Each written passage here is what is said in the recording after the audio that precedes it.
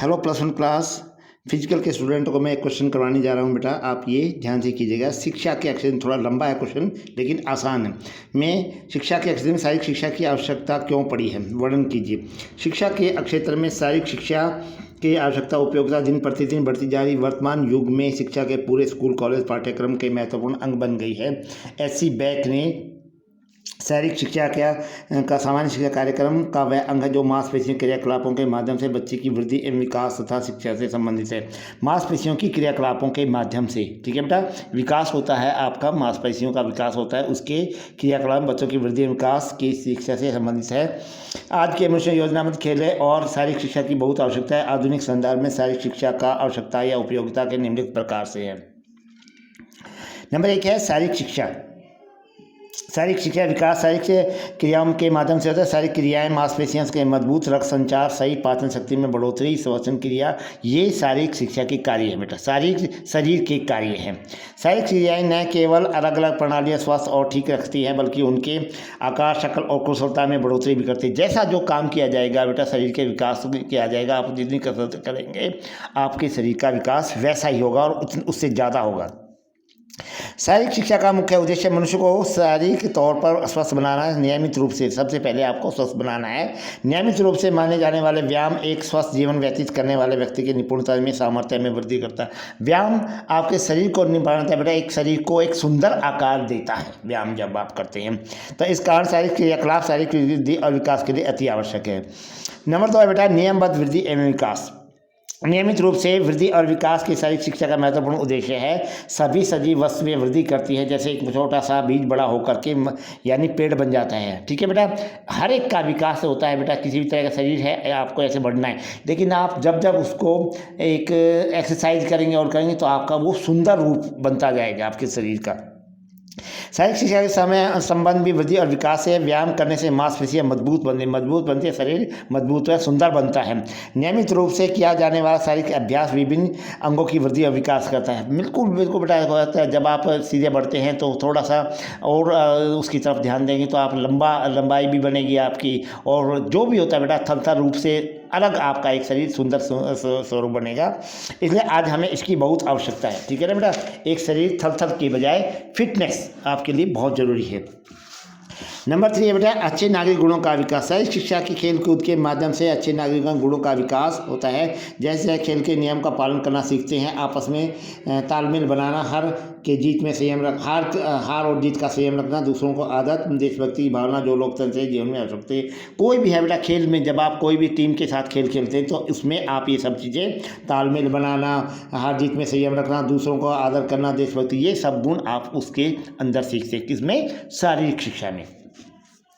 4th है बेटा आपका मानसिक विकास। एक कथन के अनुसार स्वस्थ शरीर में स्वस्थ दिमाग का वास होता है। भाव यह है कि शारीरिक स्वास्थ्य के साथ साथ मानसिक स्वास्थ्य का विकास भी होना चाहिए, और शरीर और मानसिक दोनों के माध्यम से व्यक्ति के व्यक्तित्व में निखार आता है। जब कोई व्यक्ति शारीरिक क्रियाओं में भाग लेता है तो उसके शरीर के विकास के साथ साथ उसका मानसिक विकास भी होता है बेटा, क्योंकि जब कोई खेल का, मान लीजिए कुश्ती खेलते हैं, कोई भी होता है, तो हम कमज़ोर खिलाड़ी को अक्सर बीच में रखते हैं और ध्यान रखते हैं जब भी रेडर होता है तो उसका ध्यान रखते कहीं हम किसी भी तरह का पॉइंट न देने की गलती नहीं करते हैं, ठीक है बेटा।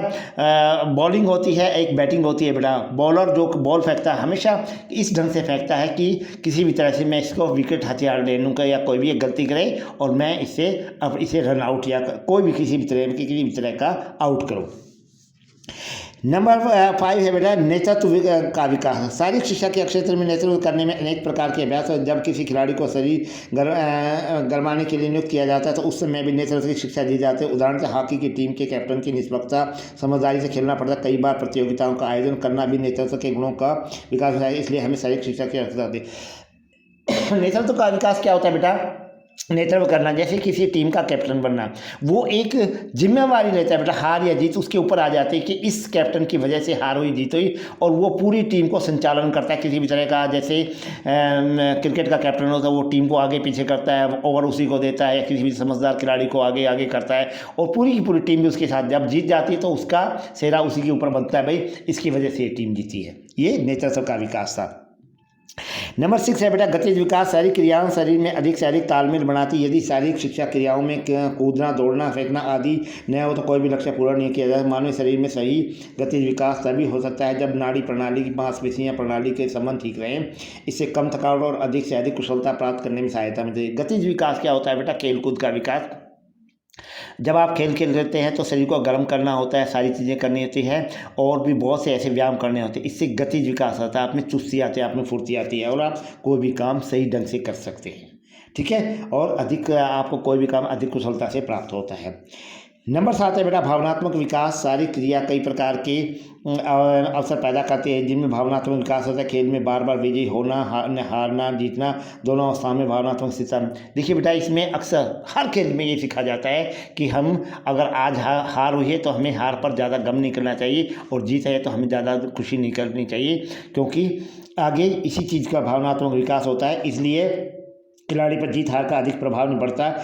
एक जो अच्छा खिलाड़ी होता है हार जीत को एक बराबर लेकर के चलता है। ठीक है, शारीरिक शिक्षा के व्यक्ति को अपनी भावनात्मक में नियंत्रण रखना सिखाती है। जिस प्रकार व्यक्ति में संवेगों का नियंत्रण होता है वह सफलता और की ओर अग्रसर होता है। इसलिए हमें शारीरिक शिक्षा को अधिक आवश्यकता होती है। ठीक है बेटा, सफलता असफलता दोनों ही एक सिक्के के दोनों पहलू होते हैं और वो जो अच्छा खिलाड़ी होता है वो दोनों को एक समान लेकर के चलता है। नंबर 8 है सामाजिक विकास। मनुष्य एक सामाजिक प्राणी है, वह समाज में मिलजुल कर सदा सम्मानपूर्वक जीना चाहता है। शारीरिक शिक्षा द्वारा व्यक्ति के सामाजिक पक्ष को जागृत करने में प्रबंध किए जाते हैं। शारीरिक शिक्षा की क्रियाओं के द्वारा व्यक्ति का सामाजिक विकास होता है, जैसे कि एक दूसरे का सहयोग देना, दूसरों को सम्मान करना, आज्ञा का पालन करना, अनुशासन, वफादारी, सहनशीलता, सदाचार, नियमों के कर्तव्यों का पालन करना, नियमबद्धता इत्यादि।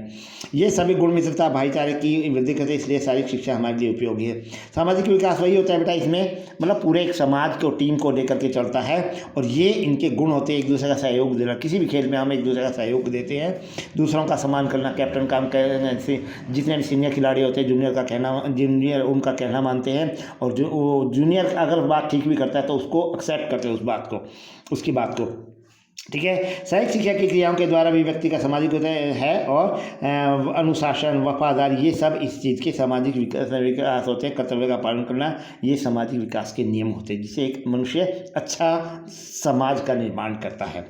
लास्ट पॉइंट है बेटा स्वास्थ्य शिक्षा का ज्ञान। स्वास्थ्य जीवन के लिए स्वास्थ्य संबंधी विस्तृत जानकारी का होना आवश्यक है। शारीरिक शिक्षा के व्यक्ति के एक अच्छा जीवन व्यतीत करने में मार्गदर्शन करती है। शारीरिक शिक्षा स्वास्थ्य शिक्षा के अंतर्गत जनसंपर्क के रूप में कार्य करती है। जनता को संपर्क करना, ठीक है, जो सेहत और लोगों से आदि से भी जानकारी प्रदान करती है। अपने आप बेटा जो ज़्यादा स्वस्थ होगा, ज़्यादा खेल खेलेगा, वो ज़्यादा स्वस्थ होगा। जो ज़्यादा स्वस्थ होगा वो ज़्यादा लंबी लाइफ जिएगा। यह लोगों को अपनी आदतों और जीवन को व्यतीत करने में, लोगों का विकास करने में प्रेरणा देती है। ठीक है बेटा, निष्कर्ष क्या है? उपयुक्त विवरण से स्पष्ट है कि शारीरिक गतिविधियां नियमित रूप से वृद्धि करने में सहायक होती है। इसलिए शिक्षा के क्षेत्र में शारीरिक शिक्षा की अति आवश्यकता पड़ती है।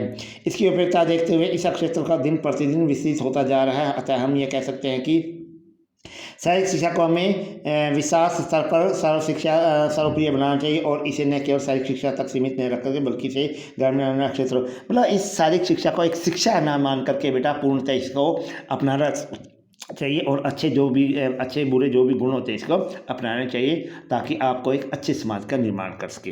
ठीक है बेटा, आपका ये सेकंड क्वेश्चन पूरा हो गया बेटा। आपको जैसे स्कूल रीओपन होगा आपको ये क्वेश्चन करना होगा। Thank you.